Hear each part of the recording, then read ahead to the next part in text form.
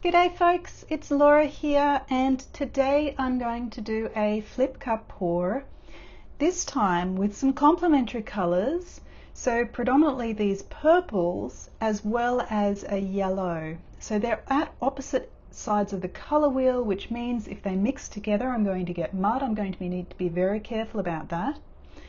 So I have cadmium yellow light, pale gold and Turner's yellow, which I'll use in the 1 cup, gold oxide, amethyst, brilliant violet and dioxazine purple. Now these are very richly pigmented colours, particularly the dioxazine. It's very, very dark. So I am going to put them all in separate cups, but I'm only going to use a very small amount of paint, because one of the problems with using yellow in these acrylic pours is it quite often gets overwhelmed by the other colours and you end up not being able to see it. And finally, I'll be using a combination of pearl white and titanium white.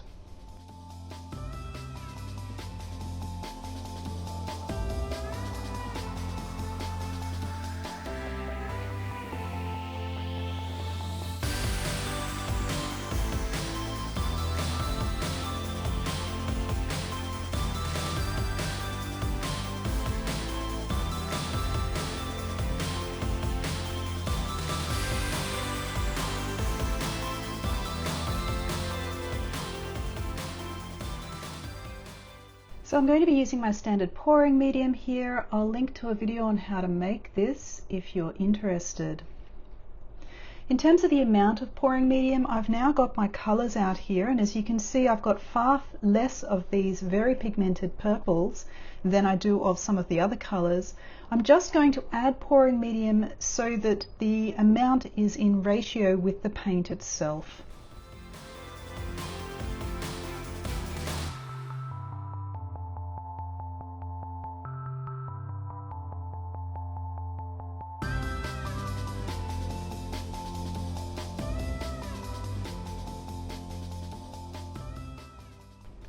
Now I found with these Jo Sonja paints that the cadmium based colours are more viscous than some of the other hues, and so what I'm going to do just to ensure that I've got the right viscosity here is add just a little bit of water to this one.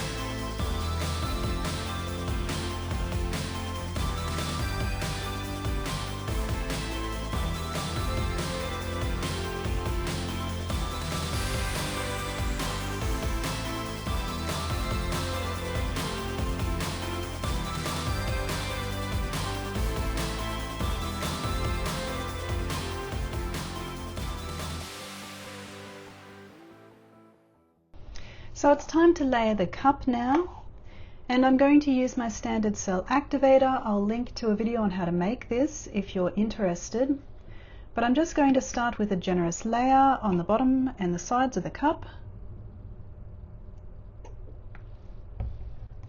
Now with this colour combination, with the purples and the yellows, I do want to keep them isolated because I don't want to create mud. So what I'm going to do is start with some of the yellows and then have a separator always between the purples and the yellows.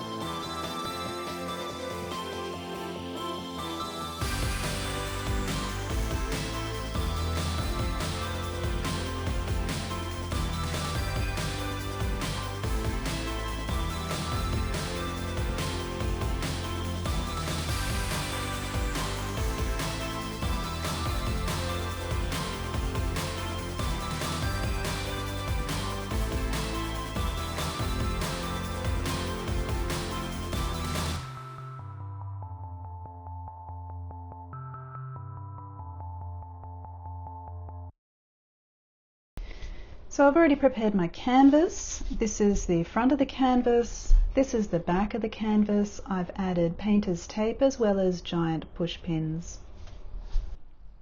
So now it's the moment of truth. It's the time to flip the cup. Let's see if we manage to avoid mud or not.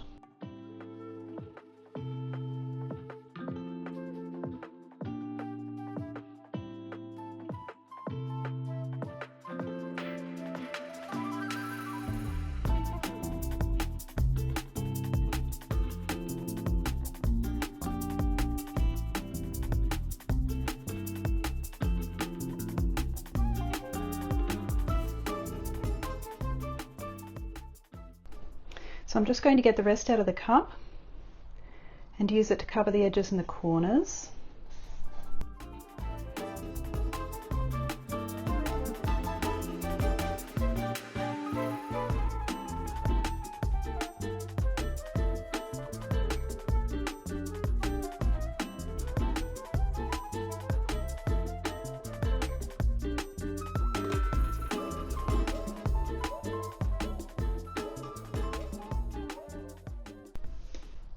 So this is quite interesting. I have a little bit of a weird blip thing happening in the center. I've got a lot of lacing and cells here and some interesting color combinations, which I'm not actually unhappy about.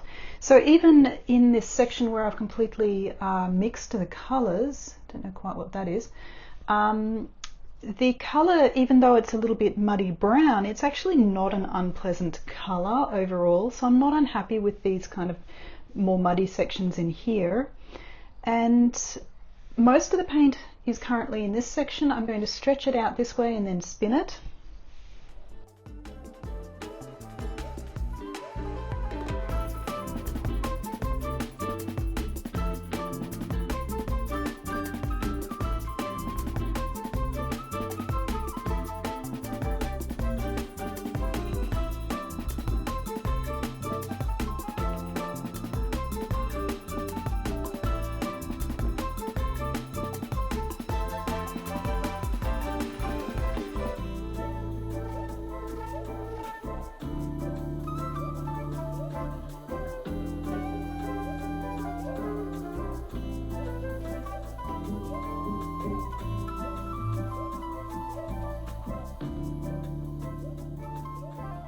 Okay, let's see what happens when we spin this one.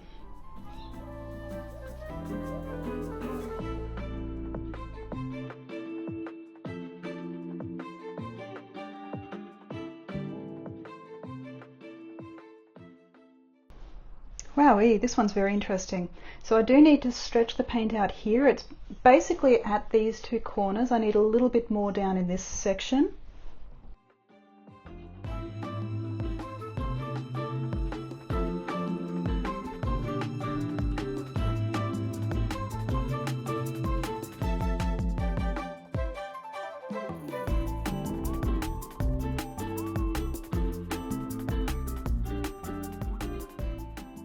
Okay, another spin.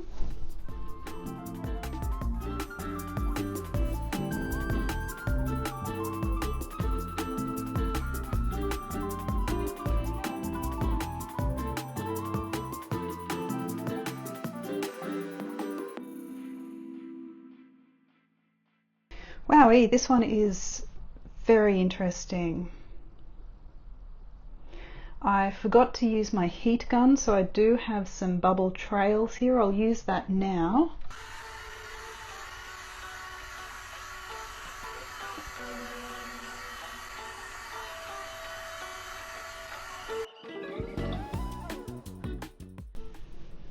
Fabulous. This is a stunning piece. I'm really loving this one. It's got a lot of really interesting patterns and color combinations. So I think all I need to do with this one now is just cover these corners.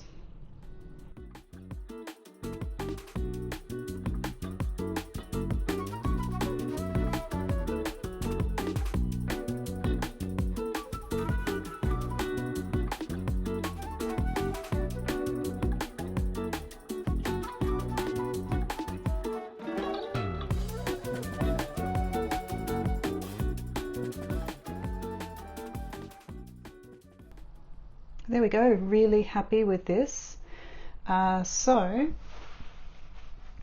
I'm loving this veil of, I guess it was the pearl white on top of these layers up here. I'm loving these bright yellow sections that are coming through. I'm loving this lacing here. I'm loving this really bright yellow that's coming through down here. And there's just a lot of interesting textures and patterns in this one. And so yeah, absolutely really happy with this.